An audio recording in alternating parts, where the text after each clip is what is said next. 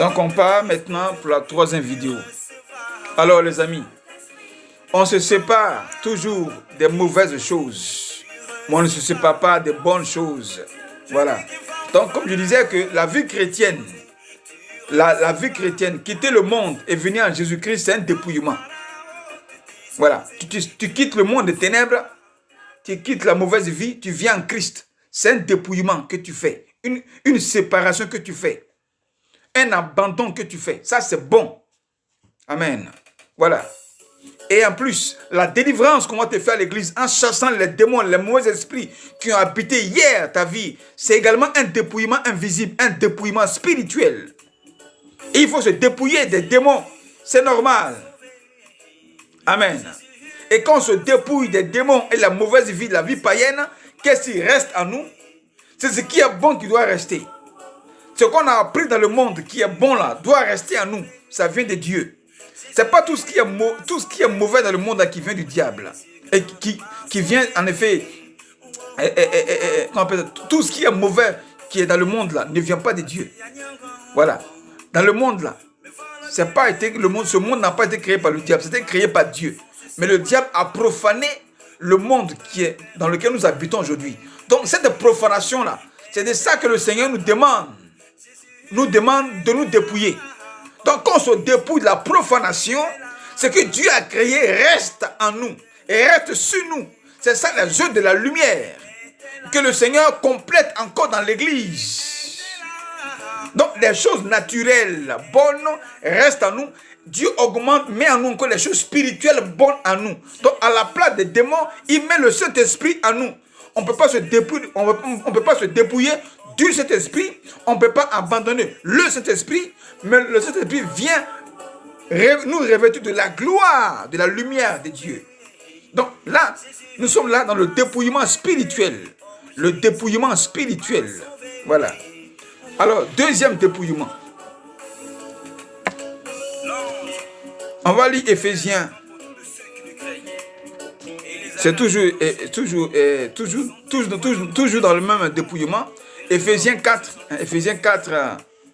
verset 21. Voilà, on va lire ça. Éphésiens 4, verset 21. Que dit la Bible? Verset 21 à 24. Voilà.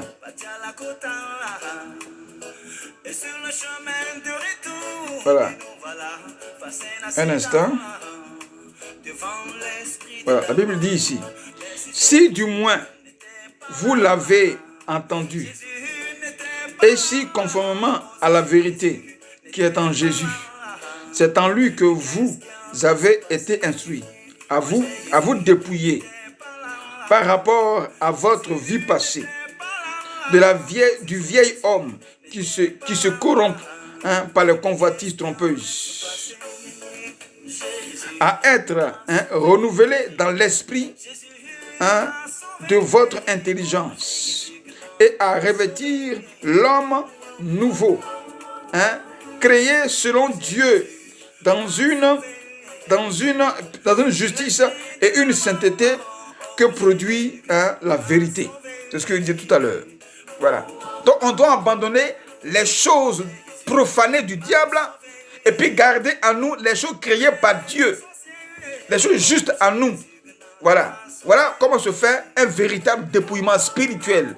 Si tu es chrétienne maintenant, il y a longtemps tu es à l'église et que tu ne sais pas les choses auxquelles tu dois te séparer, te dépouiller, c'est tout ce qui ne confesse pas Dieu dans ta vie.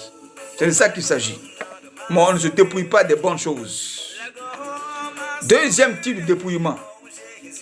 Le dépouillement bien-aimé marital. Le dépouillement marital.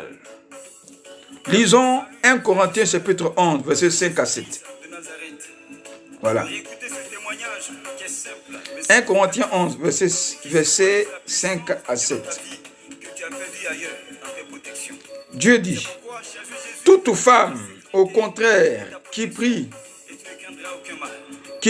ou qui prophétise la tête non voilée, déshonore son chef. C'est comme si elle était rasée. Un instant. Voilà. C'est comme si elle était rasée. Car si une femme n'est pas voilée, qu'elle coupe aussi les cheveux. Or, s'il est honteux pour une femme d'avoir les cheveux coupés ou d'être rasée, qu'elle se voile. En effet, qu'elle porte la gloire sur elle. Une femme qui a les cheveux coupés, elle perd la gloire, elle perd la beauté. Donc, la chevelure de la femme est sa gloire. C'est son voile spirituel. Et une femme qui s'est coupé les cheveux, elle doit se voiler pour prophétiser, elle doit se voiler pour prier. En effet, elle doit porter la gloire sur elle. Donc, elle ne doit pas se dépouiller de sa chevelure, elle ne doit pas se dépouiller du voile, mais elle doit garder ses cheveux. Garder ses cheveux, c'est avoir des cheveux bien tressés. Cheveux bien tressés, bien propres. La femme est la gloire de l'homme. Et l'homme est la gloire de Dieu. La femme est la gloire de l'homme. Ça veut dire quoi, femme? Le jour où ton mari t'a vu là, il t'a vu dans un corps glorieux. Depuis la tête jusqu'à tout ton corps, il a vu une femme glorieusement habillée. Une femme responsable. Voilà ce qu'il a attiré et puis il a dit, madame, bien ma soeur, je t'aime, je veux t'épouser. Amen. Donc, depuis la tête, la femme porte une gloire sur elle pour son mari. Pour son mari. Donc le jour, ça veut dire que le jour où cet homme-là t'a épousé et que maintenant tu es marié et que tu ne prends plus soin de toi, tu as abandonné la belle coiffure, tu as abandonné les beaux vêtements, tu as abandonné tout ça, tu t'es dépouillé de toutes ces choses. Qu'est-ce qui se passe? Tu as prophétisé que ton mari t'abandonne, qu'il se dépouille de toi, qu'il te divorce. Donc tu dois continuer, bien aimé, à bien t'habiller, à garder ton mari. Afin que ce qu'il a vu sur toi, cette gloire-là, il continue à la voir. Pourquoi? Parce que le jour où tu vas mal t'habiller, tu vas ressembler à une chose qui n'est plus glorieuse. Et puis tout ce qui n'est pas glorieux, on ne garde pas ça. On ne garde jamais les vieilles choses. Le mariage là, ce n'est pas une affaire de 1 an, de 2 ans, de 3 ans. Le mariage, c'est pour toute la vie sur la terre.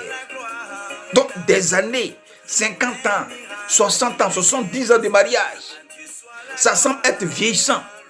Donc, pour ne pas garder cette vieille image de l'homme ou de la femme que j'ai épousée, il faut renouveler, bien aimé, la garde-robe. Il faut renouveler ton corps. Il faut rajeunir ton corps. Il faut créer toujours de la nouveauté, mais toujours dans la lumière de la gloire de Dieu. Amen.